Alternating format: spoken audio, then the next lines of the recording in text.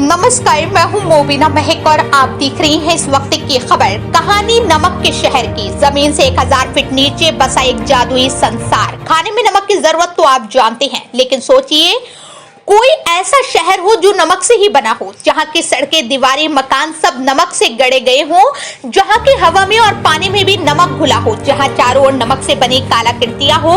आइए जानते हैं कि आखिर कैसे रहते हैं लोग नमक के इस शहर में।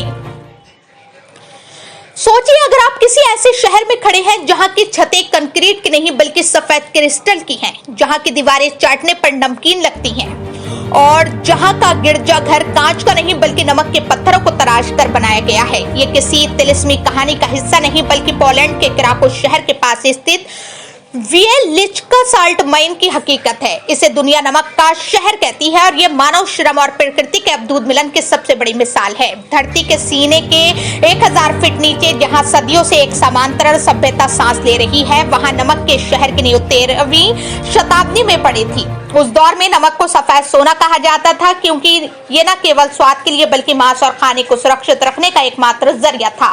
वियेलिचका की खदानों ने पोलैंड की अर्थव्यवस्था को सदियों तक संभाला।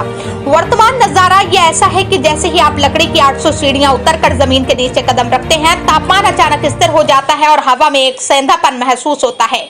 और यहाँ 287 किलोमीटर लंबी सुरंगों का एक जाल बिछा है जो 9 स्तरों में बटा हुआ है। ये इतना विशाल है कि एक पर्यटक अपनी पूरी जिंदगी में इसका केवल 2% हिस्सा ही देख सकता है। इस शहर का सबसे चमत्कारी हिस्सा है चैपल ऑफ सेंट किंग। इसे दुनिया का सबसे बड़ा भूमिगत पूजा स्थल माना जाता है। इस गिरजाघर की फर्श की टाइल से लेकर वेदी तक सब कुछ नमक की चट्टानों को काटकर बनाया गया है।